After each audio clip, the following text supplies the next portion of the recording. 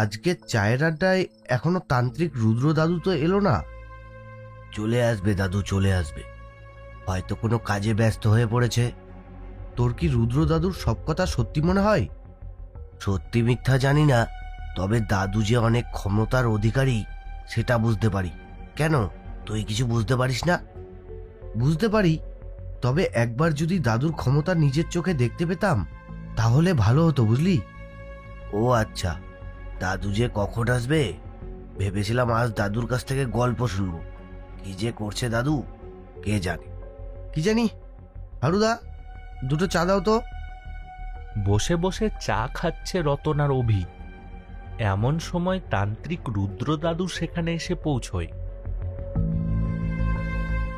এই তো এসে গেছে। কি ব্যাপার, আজ আসতে এত দেরি করলে যে দাদু? হ্যাঁ, তা হয়েছে।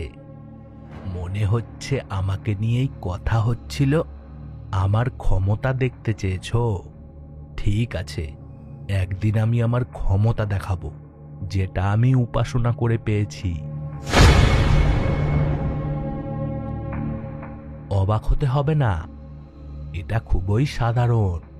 তোমাদের মনের ভেতর কি চলছে তা সব আমি জানি।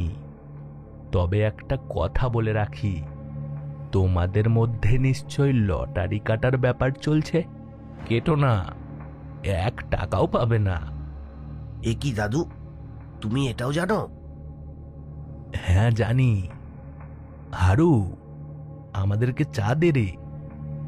আচ্ছা দাদু, তোমার কথা শুনে মনে হচ্ছে সব জায়গাতেই তুমি সবসময় জয়ী হয়েছো, কিন্তু এমনও কখনো হয়নি যেখানে তুমি হেরে গেছো বা তোমার উপরে কোনো খারাপ শক্তি নিজের জোর প্রকাশ করেছে? হ্যাঁ হয়েছে, তবে সেখানে আমি শক্তিতে না হয় হেরে গেছি, তবে বুদ্ধির জোরে জিতে গেছি। তবে আজ সেই ঘটনাই বলো শুনি। ঠিক আছে শোনো, তোমাদের একটা ঘটনার কথা বলি। আমি যেখানে আগে থাকতাম সেখানে আমি যৌবনকাল পর্যন্ত থেকেছি। আমার বয়স তখন সবে 26 কি 27। সবে সবে তন্ত্র সাধনা শিখে একটু আধটু শ্মশান টশানে তন্ত্র সাধনা করতাম। গ্রামের কিছুজন তাদের সমস্যা নিয়ে মাঝে মাঝেই আমার কাছে আসতো। বাবা, বাবা, আমার বাচ্চাটাকে বাঁচান বাবা, কদিন থেকে জ্বর কিছুতেই কমছে না বাবা, আমার বাচ্চাটাকে বাঁচান, বাঁচান। এটাই স্বাভাবিক মা, ওর নজর লেগেছে, নজর আমি কাটিয়ে দিচ্ছি। তাছাড়া তুমি কোনো ভালো কবিরাজের কাছে গিয়ে ওকে জড়িবুটি খাওয়াও, দেখবে ঠিক ভালো হয়ে যাবে। তাই যেন হয় বাবা, আপনি ওর নজরটা তুলে দিন। ওই সময় আমার একটু করে নাম ডাক হচ্ছিল। ওই গ্রামে চঞ্চল নামে আমার এক বন্ধু থাকতো। চঞ্চলের বাবা ছিলেন একজন তান্ত্রিক। কথাই বলতে পারো ওনাকে দেখেই আমার তান্ত্রিক হওয়ার ইচ্ছা। কিন্তু চঞ্চল ছিল একটু অন্য রকমের, রাগ চটা। ওর খারাপ জিনিসের প্রতি আকর্ষণ একটু বেশিই ছিল। সেই দিনও ঠিক সে আমার সাথে দেখা করতে এসেছিল। আমি যা যা করছিলাম সে সব ভালোভাবে দেখছিল, আর তারপর বলল, দেখ, তুই যেটা করছিস খুব খারাপ করছিস। গ্রামের ছোট ছোট বাচ্চা ওরা। তুই আমাকে শেখাতে আসছিস? আর কে বলেছে আমি কিছু করেছি? আমি সব বুঝতে পেরে গেছি, তবে তুই যেটা সিদ্ধ করতে চাইছিস সেটা কিন্তু খুব মারাত্মক। একবার ভালো করে ভেবে দেখ। আমার বাবার কাছ থেকে একটু আধটু শিখে তুই এখন আমাকে শিখাচ্ছিস? তন্ত্র সাধনা আমাদের রক্তে আছে, আমাদের বংশে আছে। হতে পারে, কিন্তু তুই যেটা সাধনা করছিস সেটা কিন্তু ভালো নয়, বারবার বলছি।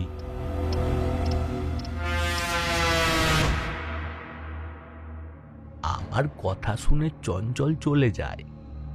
আমি বুঝতে পারি আমাদের গ্রামের মধ্যে কিছু একটা বিপদ ঘটতে চলেছে। এরপর তার পরের দিন সকালে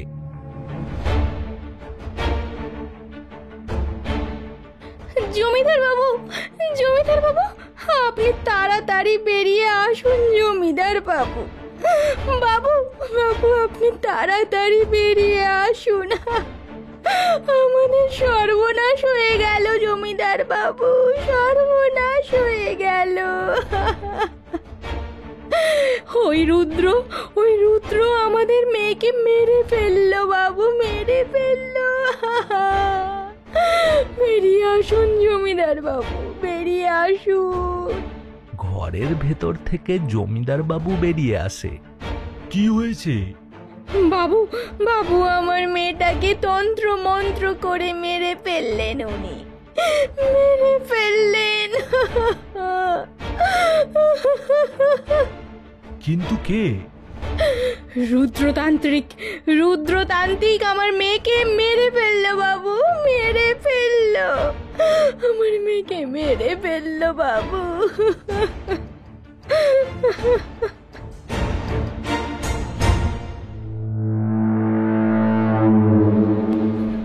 কিন্তু যতটা জানি রুদ্র তো ভালো মনের একজন মানুষ, শান্ত স্বভাবের। সে তো চুপচাপ থাকে আর নিজের কাজ করে। কই চলো দেখি। জমিদার বাবু মহিলাটার সাথে কথা বলছিলেন, এমন সময় সেখানে চঞ্চল আসে এবং তার সাথে আরো একটা মহিলা। জমিদার বাবু, আমার সন্তানের কাটা মুন্ডু আর শরীরটা পড়েছিল ওই শয়তান রুদ্রতান্ত্রিকের বাড়ির সামনে। ও তন্ত্র মন্ত্র করার নামে আমার ছেলেটাকে বলি দিয়ে দিয়েছে বাবা, আমার ছেলেটাকে বলি দিয়ে দিয়েছে।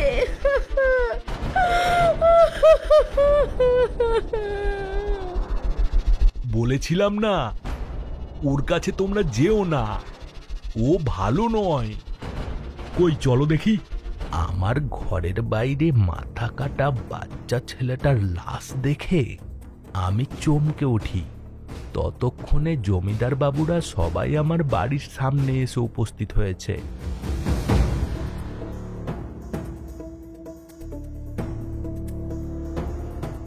আপনি মানুষকে বলে দিয়েছেন? ছি ছি ছি ছি ছি। আরে আগে আমার গল্পটা শোন, তারপর বিচার কর। আমরা সব সময় যা দেখি তা ঠিক নয় কিন্তু। জমিদার বাবুরা যখন আমার বাড়ির সামনে এসেছে ততক্ষণে ওখানে লোকেরা বড্ড ভিড় করে বসে। সবাই বলছে নাকি তারা আমাকে রাত্রেবেলায় সেই বাচ্চাটিকে ডেকে নিয়ে যেতে দেখেছে। তুমি আমার মেয়েকে মেরে ফেলেছো। তুমি বলেছিলে আমার মেয়ে ভালো হয়ে যাবে, কিন্তু আমার মেয়ে কাল রাতেই বমি করে মারা যায়। ভালো মানুষের মতো সেজে বাচ্চাদের সাথে ভালো ব্যবহার করে তাদের নিয়ে গিয়ে বলে দিচ্ছে এই এই এই শয়তান। এটা খুব ভুল করলে, তোমাকে ভগবানও ক্ষমা করবে না ক্ষমা। মারো সকলে, একে মেরে ফেলো ওকে মেরে ফেলো। লোকজন এতটাই ক্ষিপ্ত হয়েছিল আমার উপরে যে তারা আমার কোনো কথা না শুনেই আমাকে দোষী সাব্যস্ত করে বসে। ওকে ঘাড় ধাক্কা দিয়ে গ্রাম থেকে বের করে দাও, নয়তো ওকে জ্যান্ত পুড়িয়ে মারো। চঞ্চল, তুই বলছিস? তুই না আমার ভালো বন্ধু, ছোটবেলা থেকে একসাথে বড় হয়েছি আমরা। তুই তো জানিস আমি এই কাজগুলো কি কখনোই করতে পারি। তবে কি তুই নিচে দোষ করে আমার ঘাড়ে দোষ চাপাচ্ছিস? মার সবাই ওকে, মার, জ্যান্ত জ্বালিয়ে দে। আমি সেদিন পরিষ্কার বুঝতে পেরে গেছিলাম আমি এখানে ফেঁসে গেছি। হয়তো চঞ্চলই আমাকে ফাঁসিয়েছে, কিন্তু বুঝতে পারছিলাম না কিভাবে নিজেকে এই বিপদের হাত থেকে মুক্ত করব। তাই ভাবলাম নিজেকে বাঁচাতে হলে আমাকে এই জায়গা থেকে পালাতে হবে। তাই আমি সেখান থেকে দৌড়ে পালিয়ে যাই আর সোজা নদীতে গিয়ে ঝাঁপ দেই।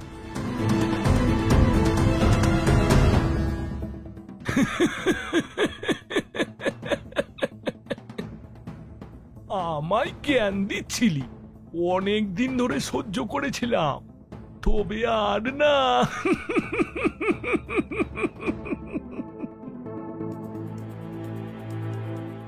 এরপরে গ্রামে সেই একই ঘটনা ঘটতে থাকে। গ্রামের ছোট ছোট বাচ্চারা কোথায় যেন হারিয়ে যেতে থাকে। কিছুদিন হয়েছিল, আমাদের গ্রামে একটা তান্ত্রিক এসে ওই বটগাছের তলায় শ্মশানে আশ্রয় নিয়েছিল। তান্ত্রিকটাকে আমার কখনোই সুবিধের মনে হয়নি। আমাকে উনি অনেকবার ওনার কাছে ডেকেছিলেন, কিন্তু আমি যাইনি।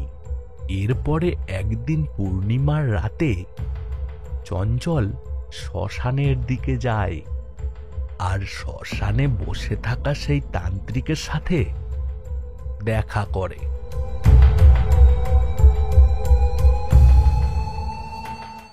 বাবা, আমি তো আপনার কথা মতো সব করলাম, এবার আমাকে তন্ত্রবিদ্যা দিন, যেই তন্ত্রবিদ্যায় আমি সব থেকে বড় শক্তিকে নিজের বশে আনতে পারবো।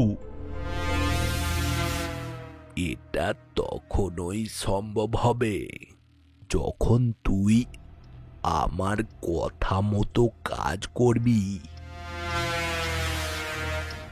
এই কাজের জন্য আমার 5টা ছেলে মেয়ের বলি দরকার।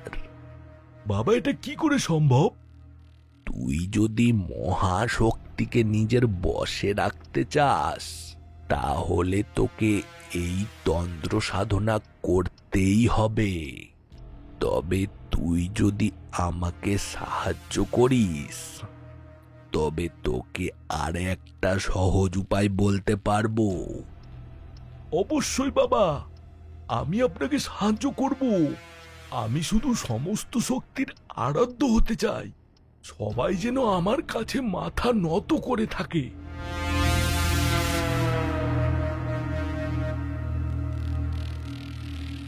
জমিদার বাবু চিন্তিত মুখে বারান্দায় পায়চারি করছিলেন। এমন সময় জমিদার বাবুর 2টো লাঠিয়াল সেখানে আসে। গ্রামে কি বিপদ হলো? কেন বাচ্চা ছেলেদের খুঁজে পাওয়া যাচ্ছে না? কোথায় যাচ্ছে ওরা? রাতের বেলা বাড়ি থেকে উধাও হয়ে যাচ্ছে। বাবু, আজ থেকে আমরা তাহলে রাতে গায়ে পাহারা দেব। রাতের বেলায় যেসব সমস্যা হচ্ছে তা নিয়ে আপনি কোনো চিন্তা করবেন না বাবু, সব ঠিক হয়ে যাবে। হ্যাঁ হ্যাঁ, তাই কর।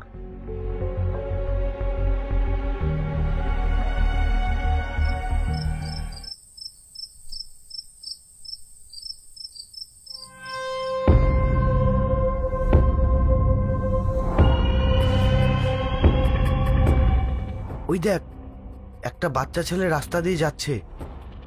আরে আশেপাশে তো কাউকে দেখছি না। বাচ্চা ছেলেটা একা একা অদ্ভুতভাবে কোথায় হেঁটে যাচ্ছে। চল চল, ওকে ধরি।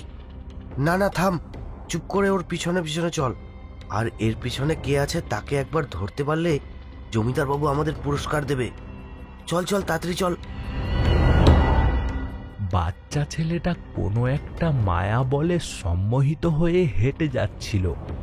লাঠিয়াল 2টো বাচ্চাটার পেছনে চুপি চুপি হেঁটে আসছিল।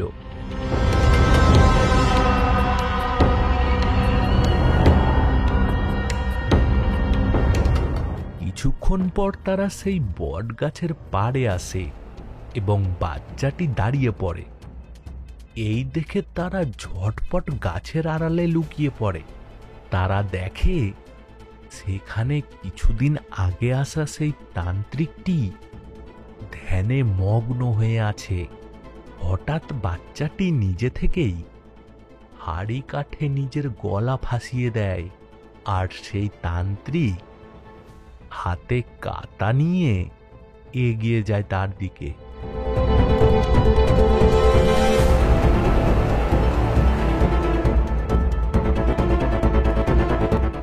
তার মানে বুঝতে পারলি, আমাদের রুদ্রতান্ত্রিকের কোনো দোষ নেই, সব এই বেটাই করেছে। হ্যাঁ চল, বেটাকে একেবারে হাতে নাতে ধরে ফেলি। না দাঁড়া, আরেকটু দাঁড়া, আগে শেষ পর্যন্ত দেখ কি হয়। এখন যদি ধরি তবে সে আমাদের মিথ্যা প্রমাণ করতে পারে।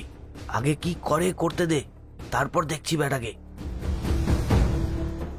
এতক্ষণে তান্ত্রিক এসে সেই বাচ্চাটির পাশে দাঁড়িয়েছে এবং কাঁটাটি উপরে তুলে কি সব যেন বলছে। মা, এই নে তোর তৃতীয় বলি, তুই সন্তুষ্ট হ মা, আমার উপর কৃপা কর মা, কৃপা কর। জয় মা। এই বলে সে এক কোপে সেই বাচ্চাটির মুন্ডু ধর থেকে আলাদা করে দেয়। আর এসব দেখে লাঠিয়ালরা দুজনেই সেইখানেই অজ্ঞান হয়ে পড়ে যায়। পরের দিন সকালে তাদের জ্ঞান আসে, তারা উঠে বসে। কিরে, আমরা এখানে কি করে? কি জানি, আমরা তো গ্রামে পাহারা দিচ্ছিলাম। কাল রাত্রে তারা যা যা দেখেছিল তা কিছুই তাদের মনে থাকে না। তারা সব কিছুই যেন ভুলে যায়। আর অপরদিকে গ্রামবাসীরা সেই বাচ্চা ছেলেটার মাথা কাটা দেহটা পড়ে থাকতে দেখে আমার বাড়ির সামনে। ওই শয়তানটা এখনো বেঁচে আছে। আজ আবারও একটা বাচ্চার বলি হলো। ও এইভাবে আর কত বলি নেবে? জমিদার বাবু, আপনি কিছু একটা করুন জমিদার বাবু, নয়তো ও গ্রামের সমস্ত বাচ্চাদের মেরে ফেলবে। আমি বারবার বলেছিলাম ওর কাছে কেউ সাহায্যের জন্য যেও না। তোমরা তো আমার কথা শোনোনি। এবার তোমরা বোঝো, ভালো মানুষের সুযোগ নিয়ে ও সকলের সাথে খারাপ করেছে। হ্যাঁ জমিদার বাবু, ও ঠিকই বলছে। আপনি কিছু একটা করুন জমিদার বাবু। আমি তো ভেবেছিলাম ও বুঝি মারা গেছে, কিন্তু এখন দেখছি না। এইদিকে আমি নদীর জলে ভাসতে ভাসতে একটা দূর গ্রামে পৌঁছাই। তারপরে আমি ধ্যান যোগে বসি আর বুঝতে পারি আমাদের গ্রামে এখন ঘোর বিপদ।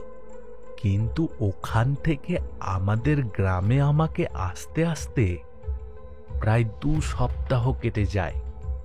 আমাদের গ্রাম ছাড়া আশেপাশের আরো কতগুলো গ্রাম থেকে বাচ্চা ছেলে মেয়ে চুরি হতে থাকে, আর তাদের মাথা কাটা দেহগুলো পাওয়া যেত সবটাই আমার বাড়ির সামনে।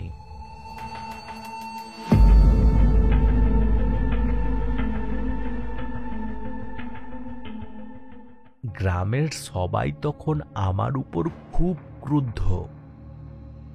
আমি নিজেকে লুকিয়ে নিয়ে যখন আমাদের গ্রামে আসি, তখন আমি জানতে পারি জমিদার বাবুর মেয়েকে পাওয়া যাচ্ছে না।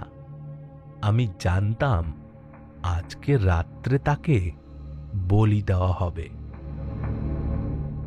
আমাকে কিছু একটা করতেই হবে, কিছু একটা করতেই হবে আমাকে। ভালোভাবে না হলে খারাপভাবেই করতে হবে। নিজেকে এবং গ্রামকে বাঁচানোর জন্য আমাকে কিছু একটা এখন করতেই হবে। আমি আমাদের গ্রামে না গিয়ে পাশের গ্রামের এক জমির ধারে শ্মশানের উপর বসে তন্ত্র সাধন করছিলাম। ভেবেই নিয়েছিলাম নিজের রক্ত দিয়ে তন্ত্র করব।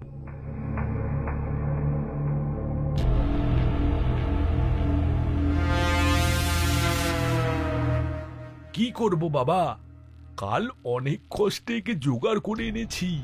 এই হলো আমাদের জমিদারের মেয়ে, কিন্তু আজ আমি একটাও বাচ্চা জোগাড় করতে পারিনি। কি করে করব? কেউ আর তার বাচ্চাকে রাস্তায় একাই ছাড়ে না। সেটা আমার সমস্যা নয়। তুই বলেছিলি এই সব দিকে তুই খেয়াল রাখবি। আমি কথা দিচ্ছি বাবা, কালকে আপনাকে আরেকটা জোগাড় করে দেব। আজকে একেই বলি দিয়ে দিন। এই বলেই সেই বদমাস তান্ত্রিক নিজের কার্যসিদ্ধির জন্য মন্ত্র পড়তে থাকে।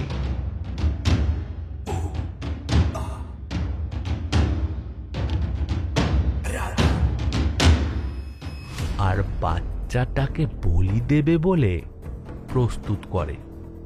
আমাকে আমাকে ছেড়ে দাও, ছেড়ে দাও, ছেড়ে দাও আমাকে। মা, আমি মায়ের কাছে যাব। মা, আমাকে ছেড়ে দাও।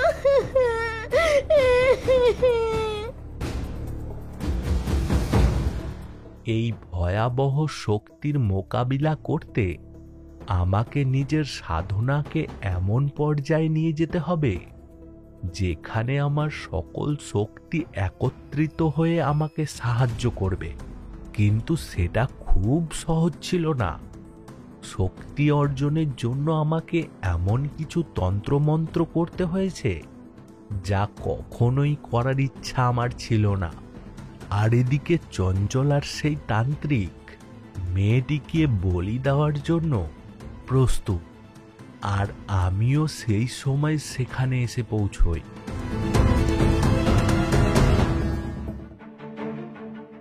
ছেড়ে দাও, ছেড়ে দাও ওই মেয়েকে। তোমাদের কার্যসিদ্ধি কখনো পূরণ হবে না। চলে যা, আমাদের কাজে বাধা দিস না। তুই চলে যা এখান থেকে। যে তন্ত্র সাধনার জন্য গ্রামের ছোট ছোট বাচ্চাদের বলি দিতে হয়, সেই রকম সাধনা না করাই ভালো। তুই চলে যা এখান থেকে। এরই মধ্যে গ্রামের বেশ কয়েকজন লোক জমিদারকে সঙ্গে নিয়ে সেখানে আসে। তারা দূরে দাঁড়িয়ে সব দেখছিল। আর অপরদিকে সেই তান্ত্রিক মুন্নির গলায় কোপ বসাবে বলে জয় মা বলে কাঁটাটা তুলেছে।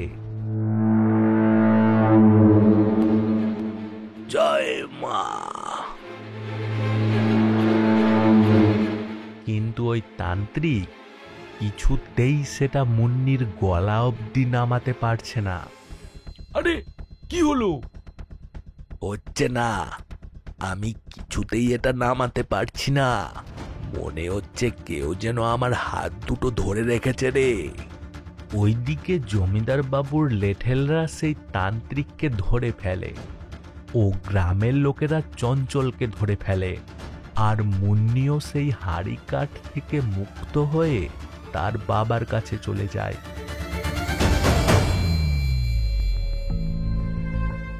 আমি বুঝেছি রুদ্র, এই চঞ্চল আর এই তান্ত্রিকই গ্রামের সব বাচ্চাদের মৃতদেহগুলো তোমার বাড়ির উঠোনে নিয়ে গিয়ে ফেলতো তোমাকে ফাঁসানোর জন্য। চঞ্চল আর এই তান্ত্রিক খুব নিম্নমার্গের তন্ত্র সাধনায় সিদ্ধ। এরা ছোট ছোট বাচ্চাকে বলি দিয়ে পৃথিবীর নাকি সব থেকে বড় শক্তিকে নিজের বশে আনতে চায়। আর এরাই আমাকে ফাঁসানোর চেষ্টা করেছিল, কারণ এরা দুজনেই জানতো আমি এখানে থাকলে তাদের কার্যসিদ্ধি কোনো দিনই হতে দিতাম না। এই, তোরা এদের দুজনকে আমার কারাগারে বন্দি করে দে। আমার অনেক ভুল হয়ে গেছিল রুদ্র, তুই আমাদের ক্ষমা কর। না না, এভাবে বলবেন না, এটা তো আমার কর্তব্য। এমন করে বলে আমায় ছোট করবেন না। আপনি তো শুধু এই গ্রামের লোকেদের ভালো চেয়েছিলেন। আপনার মতো জমিদারকে পেয়ে আমরা ধন্য। এরপরে সবাই মিলে চঞ্চলার সেই তান্ত্রিককে টানতে টানতে নিয়ে চলে যায়। কি সাংঘাতিক! পৃথিবীতে এমন কিছু আছে যেগুলো আমাদের ধরা ছোঁয়ার বাইরে, খুবই সাংঘাতিক। একটা কথা সব সময় মাথায় রেখো, সত্যের জয় সর্বদা।